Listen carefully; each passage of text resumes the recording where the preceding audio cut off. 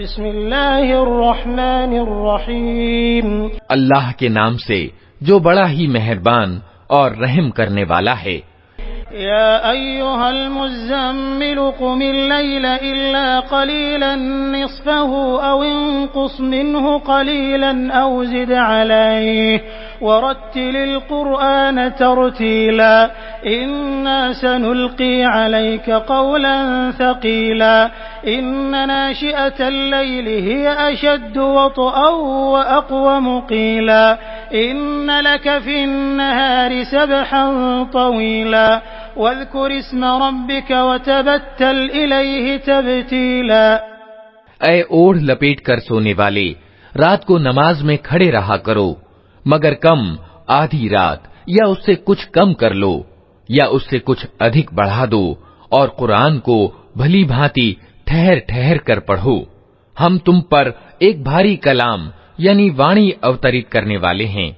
वास्तव में रात का उठना मन यानी नफ्स पर काबू पाने के लिए बहुत प्रभावकारी और कुरान ठीक पढ़ने के लिए अधिक अनुकूल है। दिन के समयों में तो तुम्हारे लिए बहुत व्यस्तताएं हैं। अपने रब के नाम का जिक्र किया करो और सबसे कटकर उसी के हो रहो। रब्बुल मशरिक़ि वल मग़रिबि ला इलाहा इल्ला हुवा फत्तखिज़हु वकीला वस्बिर अला मा यक़ूलून वहजुरहुम हजरन जमीला वज़रनी वल मुकज़्ज़िबीन उलिन नअमति वमहिलहुम क़लीला इन्न लदैना अंकालन वजहीमन वतआमन ज़ा गुस्सतिन वअज़ाबन अलीमा। वो पूर्व और पश्चिम का रब है, उसके सिवा कोई इलाह यानी ईश्वर नहीं, अतः उसी को अपना वकील बना लो और जो बातें लोग बना रहे हैं उन पर धैर्य से काम लो और सज्जनता के साथ उनसे अलग हो जाओ। इन जुठलाने वाले खुशहाल लोगों से निपटने का काम तुम मुझ पर छोड़ दो और उन्हें तनिक देर इसी हालत पर रहने दो। हमारे पास उनके लिए भारी बेड़ियां हैं और भड़कती हुई आग और गले में फंसने वाला खाना और दर्दनाक अजाब।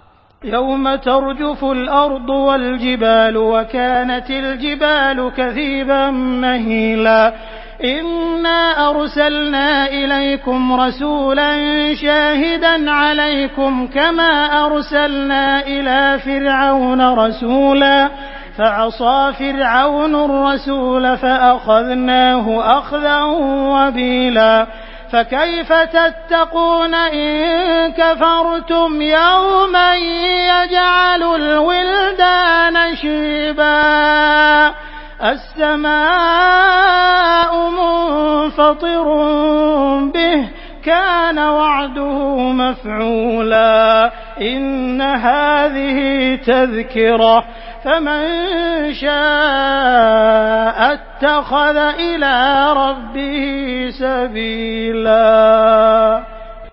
ये उस दिन होगा जब जमीन और पहाड़ कांप उठेंगे और पहाड़ों की दशा ऐसी हो जाएगी जैसे रेत के ढेर हैं जो बिखरे जा रहे हैं। तुम लोगों के पास हमने उसी प्रकार एक रसूल तुम पर गवाह बनाकर भेजा है जिस प्रकार हमने फिरौन की ओर एक रसूल भेजा था। फिर देख लो, जब फिरौन ने उस रसूल की बात न मानी तो हमने उसको बड़ी सख्ती के साथ पकड़ लिया। अगर तुम मानने से इनकार करोगे तो उस दिन से कैसे बच जाओगे जो बच्चों को बूढ़ा कर देगा और जिसकी सख्ती से आसमान फटा जा रहा होगा। अल्लाह का वादा तो पूरा होकर ही रहना है। ये एक नसीहत है, अब जिसका जी चाहे अपने रब की ओर जाने का मार्ग ग्रहण कर ले।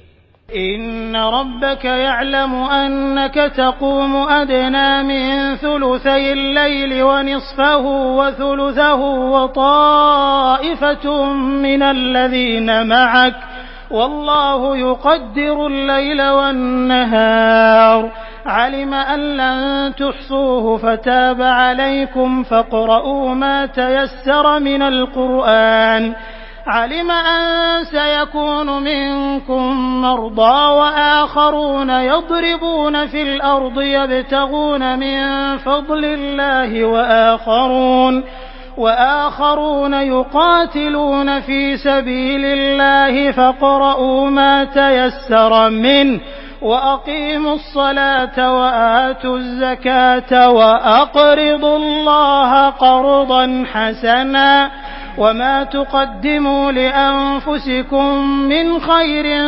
तजिदूहु इंदल्लाहि हुवा खैरन वअअज़म अजरा वस्तग़फिरुल्लाह